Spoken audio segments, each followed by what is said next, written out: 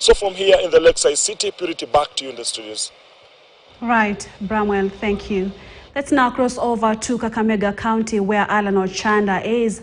Alan, the aftermath of yesterday's demonstrations include distractions, injuries, and even death, as witnessed in some parts of the country. What can you report from Kakamega? Well, Purity, in the counties of the Western Belt, of course, the Kakamega, Vihiga, Bungoma, and Busia, yesterday it was relatively calm, save for Kakamega and Busia, where pockets of Azimio supporters tried since morning till around 3-4 p.m. in the evening to just mill around, and of course in small crowds, but they were contained and dispersed by law enforcers.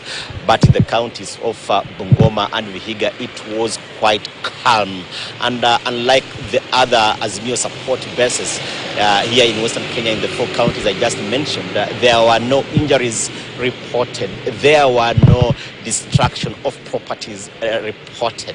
So business is actually going on as usual, save for the pockets of the Azimio supporters. Of course, remember yesterday, as I mentioned very early in the morning, is that they were donning those red berets. And of course, they actually quite synonymous with supporters of the MDD, members of the MDD, Movement for Defense of Democracy, affiliated to Azimio, which of course will actually raise eyebrows and then attract the intervention of security officers. So let's just speak to some of the members of the public here to just tell us, of course, that they're actually residents of Kakamega town here, and maybe just tell us the effect, and of course the effect and the aftermath of the demonstrations here. Yes, it was in a small magnitude.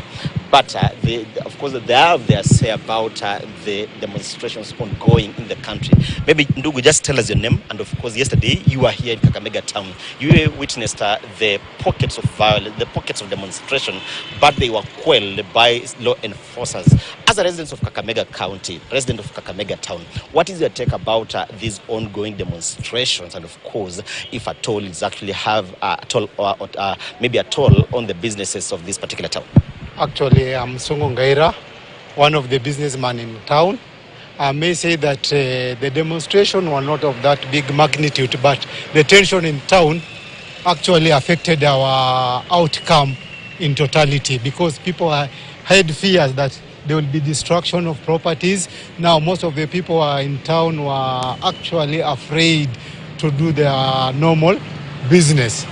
But my take in totality is that actually the demonstration that we are doing in our country, they are taking a wrong direction, because as you may see, we have witnessed destruction of properties, people are losing their lives, something that we cannot recover. Life cannot be supplemented with anything else. Those families will be languishing in pain forever as long as they live, because their beloved ones have been killed in demonstration, and it's actually sending a wrong signal to the young generation. Actually, I may request the 2 leaders to come and have a discussion. It is not a matter of life and death. This is our country that we love. We love it so much. We need that actually people to come together and solve those issues. Everybody, whether in the ruling party or in opposition, they have their own grievances that actually, if we get given time, let them come and discuss and see how they can solve this problem that faces the common mwananchi, because the common mwananchi is not feeling all right in this whole scenario. Nice. Well, this particular county, this particular region of Western Belt, quite briefly, has actually been an Azimio support base. But we've seen the turnout for the call to actually stage those protests actually not been as it were before. Maybe what could be informing this? Actually, people have got so many problems in our county, and it is now a planting season. People have been embarked on preparing their land to prepare to do what? To plant, because they have realized, because those are the most fundamental issues, because we cannot reverse. This is now a rain season. If we don't utilize this rain season, we shall suffer for the next 12 or 6 months from now.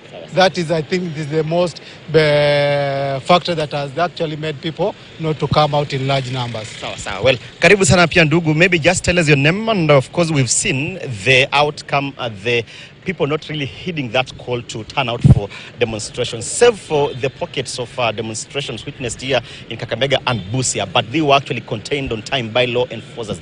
Maybe, do they, yes, in small magnitude, but do they have maybe economic effect on the residents of Kakamega and Busia, given you also maybe your area of speciality is actually economy? Yeah, is that demonstrations always brings disorder, brings disorganization, and basically it interferes with the business progression. That's the reality. But also we must understand that the Constitution, Article 37 actually, gives us a right to picket peacefully. You can't deny Kenyans to go out there and express themselves on an issue that maybe they are finding problems with it. So these two must marry together, that the picketers must be peaceful, and the police has a very fundamental role to ensure the picketers don't interfere with people's property. Like for Kakamega, we had a few spots of, demos here and there, and as you understand, basically the demos were mainly supposed to be Nairobi as per what the leaders were saying there, all right? So if you look at Kakamega, Busia, those are pockets of support, but I think nobody was out to marshal them to come on the streets. So to me, I think we should just, call upon the nation and more so the government.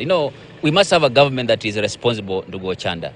What I saw yesterday, basically in Nairobi, wasn't the right thing, all right?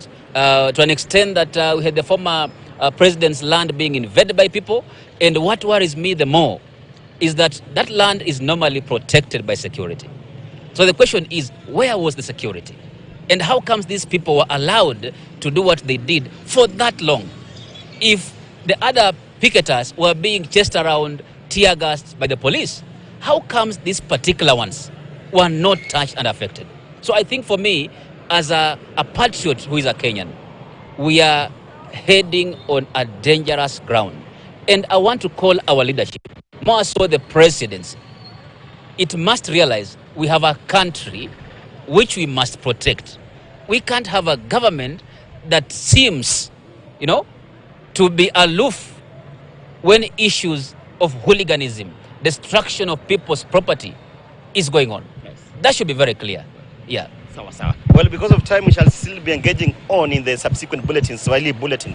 But Purity, remember that just members of the public and also economic experts here really looking into the effects of the demonstration, in as much as it was actually in small magnitude. But he says that the tension that was quite palpable in the towns of Kakamega and Busia are quite enough to just affect the business operations of Kakamega County, because of course some people, especially the women, may not really turn up and open their business premises for fear of the unknown, because of course demonstrations, yes, the call is to have peaceful demonstrations, but we may have criminal elements really infiltrating and just causing mayhem and perpetrating their criminal activities. And so to that effect, then the economy, the business operations in the county, in the towns are actually quite affected. But also remember that we had that UDA youth really moving to court, led by Samuel Masaki, their youth leader of UDA party. They went to court. They really want the court to really listen to their prayers and have the demonstrations permanently injected. But we're waiting for the courts to really pronounce themselves on that particular issue. Purity. All right, Alan, thank you so much for that comprehensive update. We now